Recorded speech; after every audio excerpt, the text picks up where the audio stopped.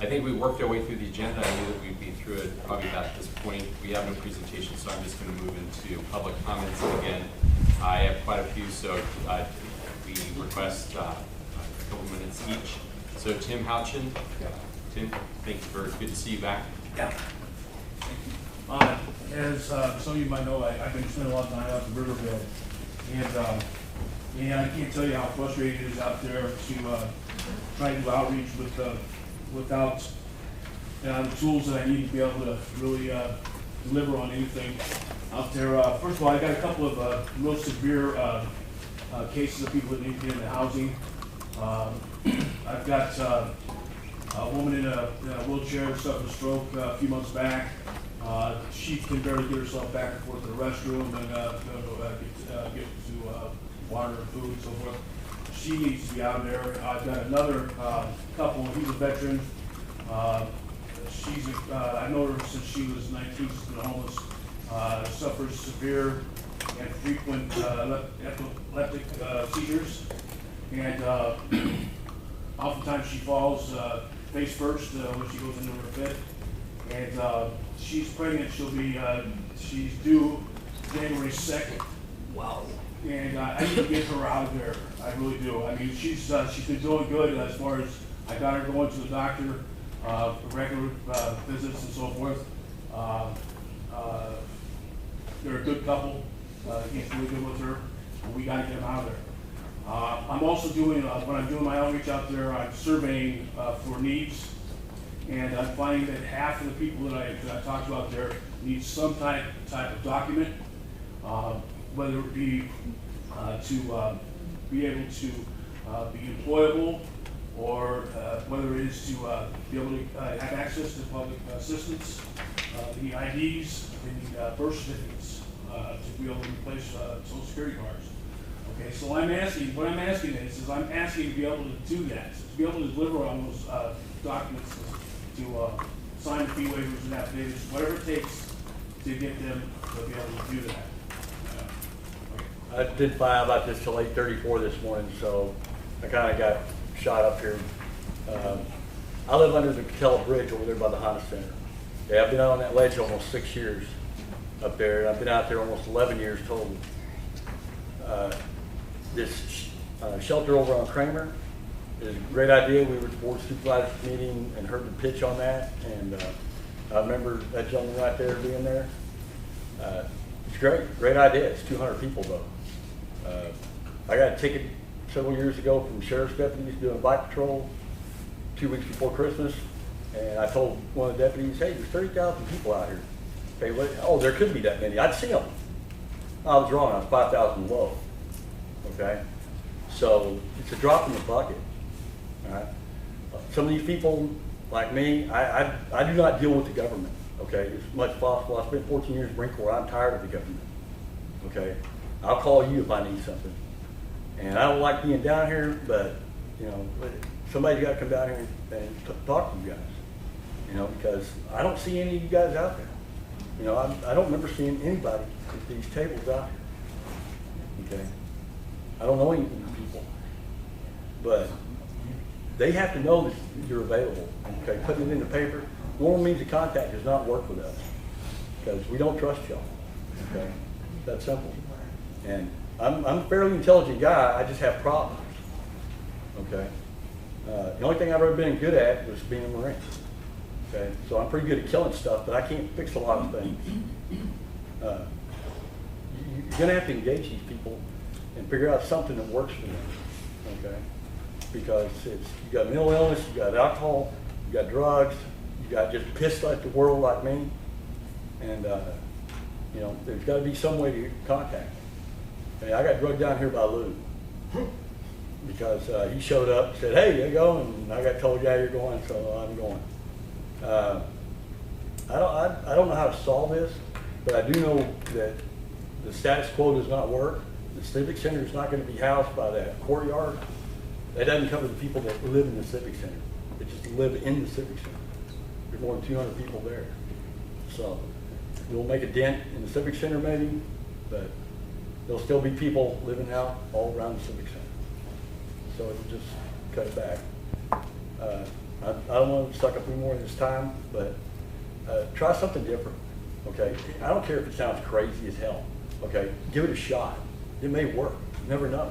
And if it doesn't work, it's just like anything else. Hey, you fire it and get something else, you know? But give it a shot. Well, Kurt, thank you for coming in, Lou. Thank you for bringing, I'm going to lose over there. Thank you for bringing him in.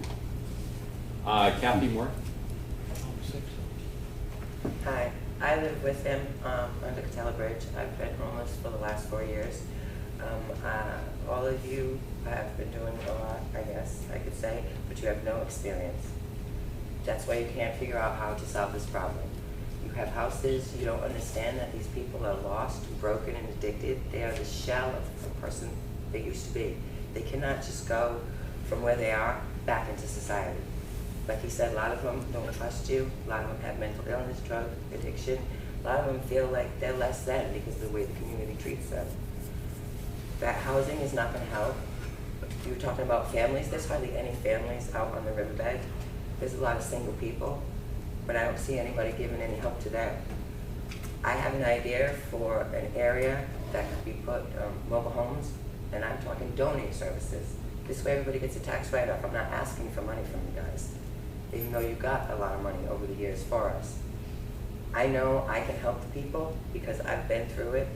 I know the people, they trust me, and I have ideas that are a little bit different than what you guys have. If we put a bunch of mobile homes, or even just let them have camps and provide showers, provide trash, provide services so that they can get out. Denise, that he was talking about, has been taken care of. She's in a nursing home. The way that you guys are, unless you come out and stay with us for a week and understand why we lose our vouchers, is because we have sweeps. Please come, we have to move everything. We get stuff taken from us, and then we have to go and get new stuff again. It's not an easy place to live, but if you really want to solve the problem, you need to have more people that are homeless on your commission, because then we can give you ideas of how to change, because your ideas are kind of out of reach. You guys have houses, you guys have jobs, you don't know what it's like not to have a place to go to the bathroom, not be able to eat, to have police come and take everything that you have, to have your family turn their back on you, to have people look at you and not let you use the bathroom, to think that you're scum or something, even though you're a veteran who fought for this country. That's all that I can say about the situation. Thank you, Kathy. Donna Lynn, sorry. Hi, first of all, I want to tell you that they don't spell my name right. My last name is spelled Lynn, L-Y-N-N. And what I came here today to tell you is I'm celebrating my 4 months that we've been in our place. But I have a problem because my friend Heather didn't make it. She died on June 29th of this year. There's not a really good picture of her. She had this babushka thing on her head in the picture, but she was a beautiful, beautiful woman. And she was 41 years old. And she died homeless out there on the street. She had wanted to help more than anybody to get a place. But with limited income, she would never got it. And I'm just here to say, help those out there. She had some mental problems, but she was very approachable. You could deal with her. She was very sweet, very kind. I've known her for like 2 years. I met her at my storage. That's where I met her. She was walking towards me, and I met her, and she became my friend. I'd take her home and give her food and take her places, and I tried to help her, even though it didn't work. She's not here no more. And so, Thank you. standing next to Curtis, that's where I took the picture. Anyways, if that Kramer site had been open, she would probably still be alive, because she knew we were fighting for that. So, speed it up. Thanks. Paul Mack. Yeah. When are we gonna open our winter shelters, the armories? Is there a date set, Julie? Not yet. We don't have the official date yet. In fact, Because I'm getting a lot of questions from my friends. yeah, When's the armory sure. open? We When's the armory have open? a meeting with the operator, and I think Paula has ESP. Every time I get an email from my staff that they're doing something, or Susan talks about it, Paul's right on top of it. We have our kickoff meeting shortly with Mercy House, it's all dependent on funding. I hate to say that, but it really is. And we're looking at some potential funding shortages for the Armory program that we need to figure out. So we'll let you know when we know the date for the opening of the Armory. Another thing, the county boys liked my idea of the office cubicles, and I've been offered a job to help convert the first one in Santa Ana. My contact is Susan Price, and they loved what I'm thinking. The only thing is, if we do that one, we're gonna need Kramer for a staging area because the parking structure is only 6'5" roof clearance. So big trucks can't get in there. It's gonna be pickups and flatbeds, minis. So you've been in touch with Susan, that's great. Uh, You've been in communication with Susan. oh yeah, Great, I've talked to her since Tuesday. great. In fact, I got her phone number, she'll call me, she likes it. I'm like 2 steps ahead of her all the time. And I wanna stay that way. So Curtis, you're next, Curtis Gamble. Go ahead. Can I stand? Fire, you know? It's okay. My name is Curtis Gamble, former military Navy veteran, I see, with 1984 to 1988. As I begin, I just want to give you guys some flyers. I'm going to give it to you, and you can just pass it around. And you can just pass this around also. What that list is all the churches and organizations that help out the homeless. If you're not on that list in general, you're probably not helping out the single male, female homeless. So those churches are definitely feeding and everything. Okay, I'm gonna do this list real quick so that I won't talk a lot. Okay, number one on my list, I want to congratulate Larry Hayes for being the operator of the new shelter. We look forward to working with you, all the local nonprofit organizations, the churches. And also remember that there were 700 church members that came out and voted for the shelter. So make sure that you still include them in this whole, project, because they want to be part of the solution as far as fixing it up or anything else that you do. That's why they came out and participated.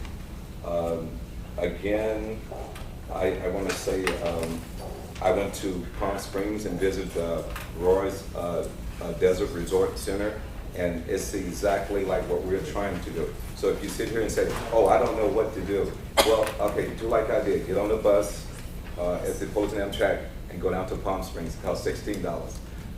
And within one day, you'll know everything to do. So there's no more excuses about, we can't do this, we can't, open the shelter or anything like that. Okay, number two, OCTA bus drivers. I'll go real quick. OCTA bus drivers. The buses themselves have been shelters for many years. So the bus drivers are a big part of the solution. So don't leave them out. Make them a part of this. I was a bus driver 14 years ago, for 14 years, so I know what we do for the homeless people. The things that you guys don't do, like for example, bus passes, transportation. I'll talk about transportation. Transportation, we let them ride the bus free. We have always looked out. Where most organizations, even the churches, they try to help, but they can only give out one-day bus passes. We need 30-day bus passes on the average. So we have to include them because they've been part of the solution all the time. Number three, Cal State Fullerton students, 40,000 students. Okay, stick with me for just a second. 8,000 parking spaces. So most of the students come to school 2 or 3 hours because they have nowhere to park. So we need to help them because they are helping the homeless. What they had did a year ago, basically, I'll do this real quick, they was giving the homeless people their bus passes. And then all of a sudden, which was 9-month bus passes, all of a sudden OCTA and the school decided to go against the homeless, like normally what happens in the community. The program was working out really well. The students came out, talked to the homeless people at the churches, gave them their bus pass because they wasn't using their 9-month bus pass. OCTA and the school, again, I say, found an issue with that.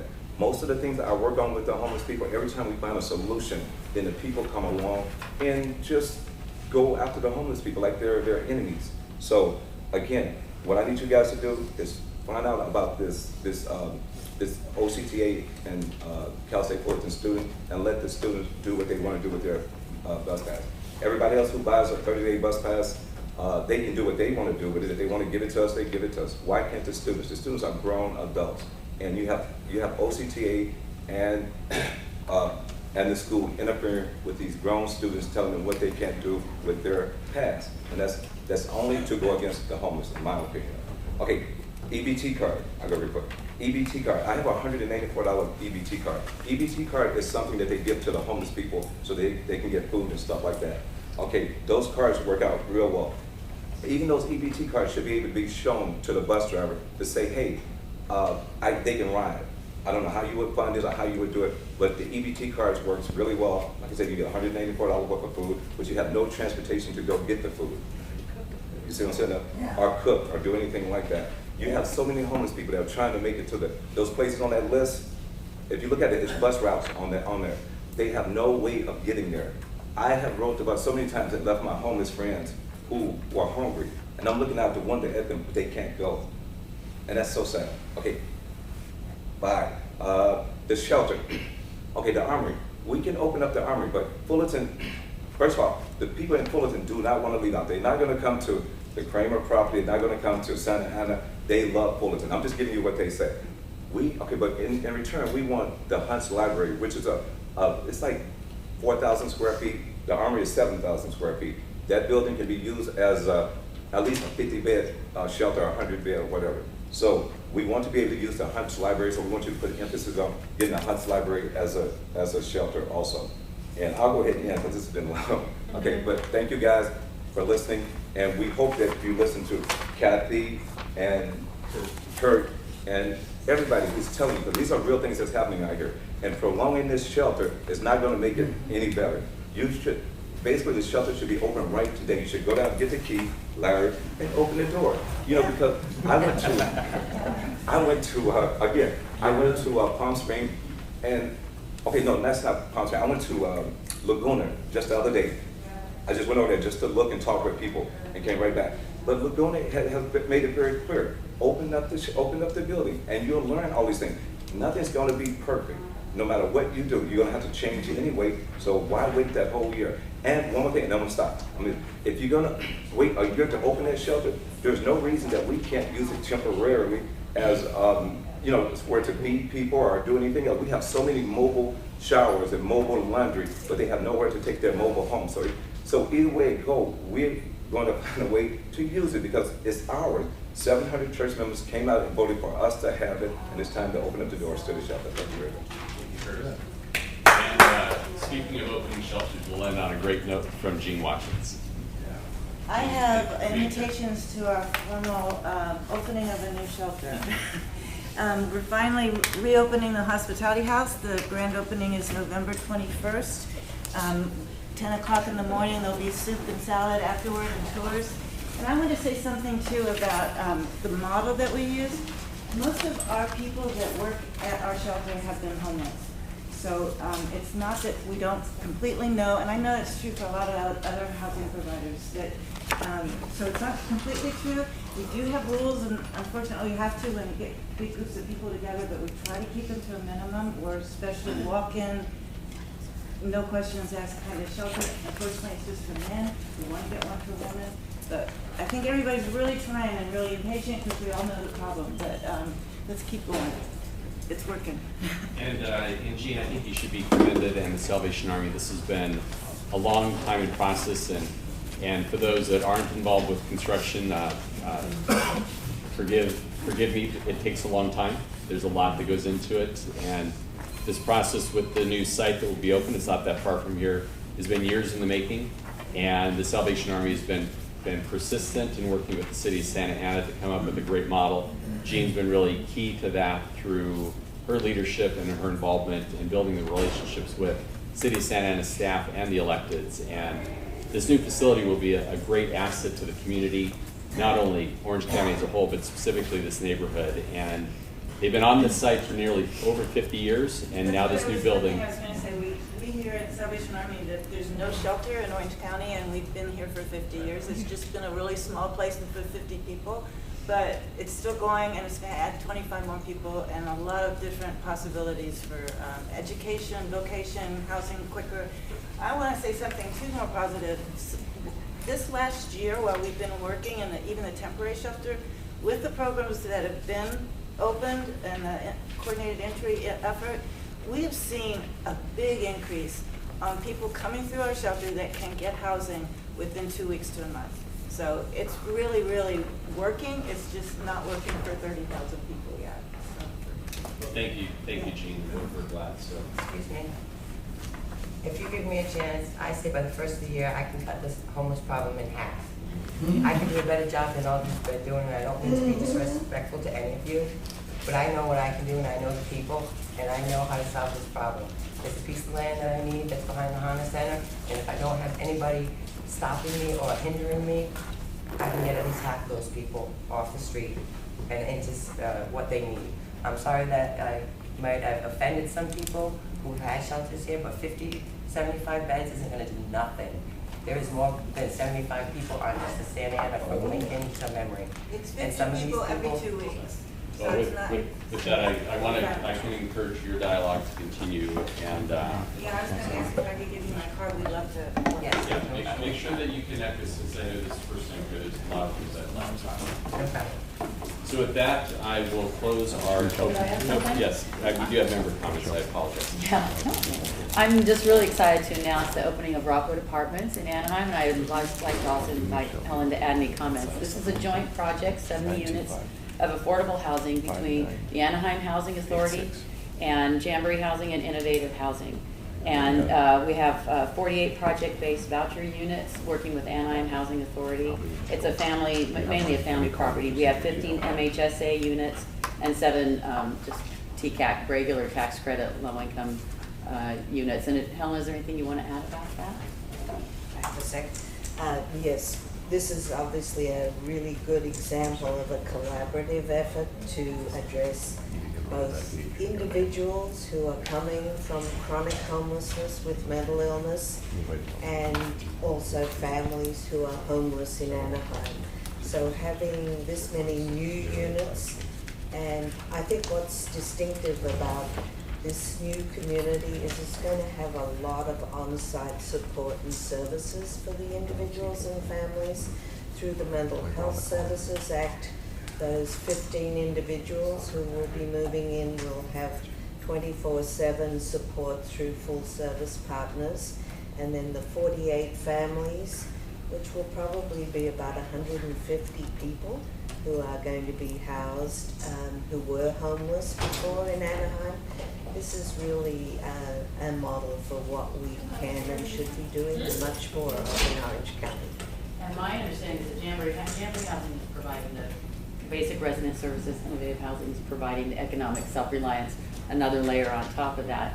And so anyway, these families are formerly homeless, and we're working in conjunction with the dental liaisons, and they're bringing in partners, and so it's really it's a big deal. But it would be my understanding is also that Jamboree will be entering their resident information into HMIS. I don't know how that's going to affect all of our numbers, but we are getting homeless people. But it took a city and a lot of organizations coming together to make it happen. Any other member comments? Stick with that. I'd like to ask Curtis something. Curtis, did he leave? No. My head can't twirl all the way around, sorry. Does OTCA, do they ever give you any of the promotional bus passes? They do when they're doing a promotion. They give you like a one day pass. They're pretty good at that. Whenever they go out, they speak to any groups that will ask them to come speak and explain their new things, or when they're shutting down a line or something. So, and they bring promotional passes with them when they speak. I know my senior group, we have them to come at least once a year. And what I do is I gather up all the ones left. Some people, they'll keep them. They know they're not going to use the bus, but they'll keep it anyway.